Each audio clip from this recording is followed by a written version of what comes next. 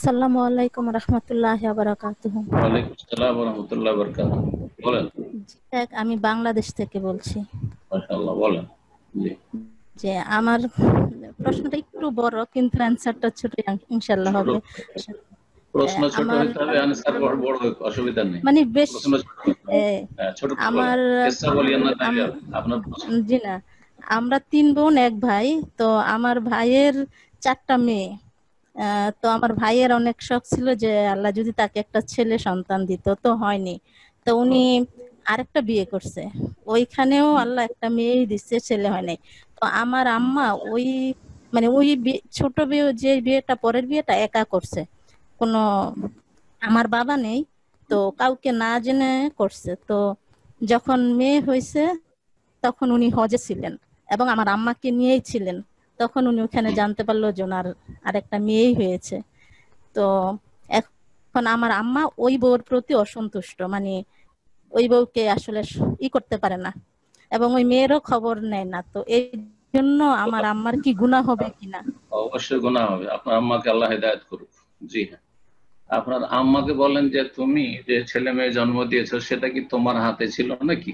হ্যাঁ, যদি কারো কাছে নিজের ফ্যাক্টরি থাকতো, যে নিজের ফ্যাক্টরিতে নিজের মতো করে আইটেম তৈরি করব, তাহলে পয়সাওয়ালারা আর বড় বড় ডাক্তার, হ্যাঁ, আর বড় বড় যারা শিক্ষিত, মেডিকেল সায়েন্সের অভিজ্ঞ, তারা সব ছেলে সন্তান নিয়ে যেত, আর আমাদের মতো গরিবগুলোকে সব মেয়ে সন্তান দিত। কথা বোঝা গেছে? তো কথা হচ্ছে যে আল্লাহ রাব্বুল আলামিন কোরআনে কারীমে বলেছেন, লিল্লাহি মুলকুস সামাওয়াতি ওয়াল আরদ, আসমান জমিনের মালিকানা, একক মালিকানা একমাত্র আল্লাহর হাতে। ইয়াখলুকু মা ইয়াশা, যা ইচ্ছা তাই তিনি সৃষ্টি করেন। ইহা বলে মাই ইয়াশাউ ইনাসা, যাকে চান আল্লাহ শুধু কন্যা সন্তান দেন। ওয়া ইহা বলে মাই ইয়াশাউ যুকুরা, আর যাকে চান আল্লাহ শুধু ছেলে সন্তান দেন। আও ইউজাউযুহুম যুকরানা ওয়া ইনাসা, আবার কাউকে কাউকে উভয় প্রকারের ছেলে মেয়ে দুই রকমই দেন। ওয়া ইয়াজআলু মান ইয়াশাউ আকিমা, যাকে চান আল্লাহ নিঃসন্তান করেন। চিন্তা করুন তো, মুহাম্মদুর রাসূলুল্লাহ সাল্লাল্লাহু আলাইহি ওয়াসাল্লাম শেষ নবী, প্রিয় নবী, তার চাইতে ভালো মানুষ, তার চাইতে শ্রেষ্ঠ মানুষ, তার চাইতে আল্লাহর প্রিয় বান্দা পৃথিবীতে কে আছে আর কে ছিল? তার জন্য আল্লাহ শুধু কন্যা সন্তান পছন্দ করেছেন, ছেলে একটিও বাঁচেনি। মানুষ হিসাবে তার মনে কি আরমান ছিল না? মনে কি আশা আকাঙ্ক্ষা ছিল না? বাঁচেনি। তাহলে আল্লাহ, ওলামারা বলেছেন, আল্লাহ যখন শ্রেষ্ঠ ব্যক্তির জন্য কন্যাকে, আল্লাহ মেয়ে সন্তানকে বাছাই করেছেন, তাহলে মেয়ে হওয়া ঘরে এটা বরকতের বিষয়।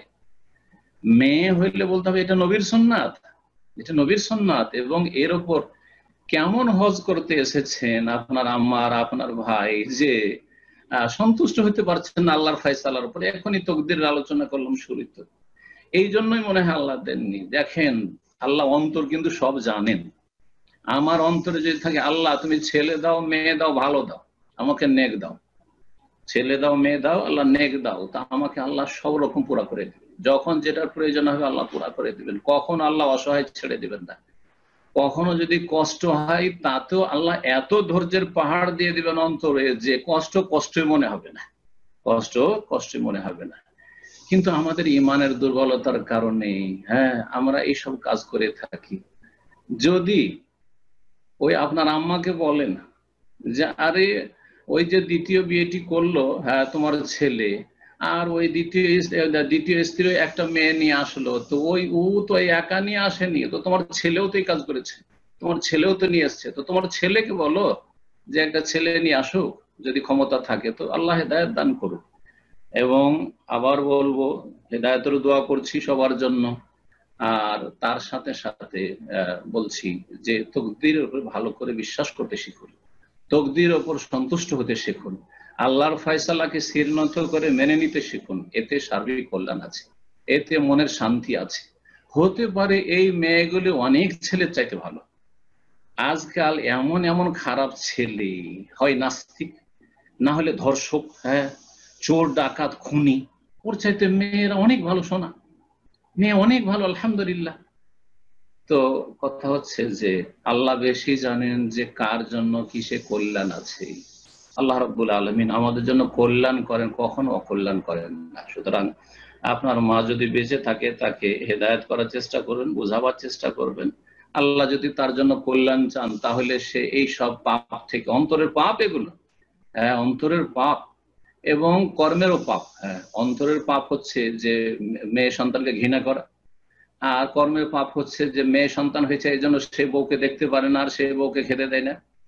এগুলি পাপ। এই পাপের কারণে এই পাপের কুফল বরদাস্ত করতে হবে আপনার আম্মাকেও এবং আপনার ভাইকে আর যারা এতে সমর্থন করবে।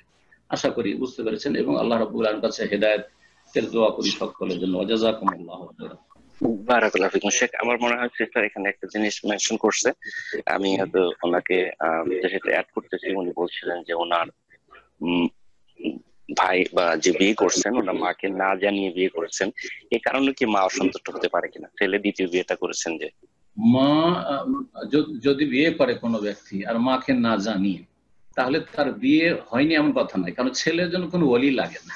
তবে মাকে যদি জানিয়ে করে তো ভালো ছিল। তো সেই কারণে যদি অসন্তুষ্ট থাকে তো ছেলের উপর অসন্তুষ্ট, বউর উপর অসন্তুষ্ট বলেছে। আরে পরের মেয়ের উপর অসন্তুষ্ট হচ্ছেন কেন? অসন্তুষ্ট হবেন আপনার ছেলে অবাধে, আপনার ছেলের ওপর। পরের মেয়েটা কি করেছে? কিছু তো করেনি, তাকে নিয়ে এসছে। কথা বুঝতে পেরেছেন? সুতরাং এখানে অপরের মেয়ের উপর অসন্তুষ্ট হওয়ার কোনো অধিকার নেই। অসন্তুষ্ট হতে নিজের ছেলের উপর অসন্তুষ্ট হতে হবে। আশা করি বুঝতে পেরেছেন।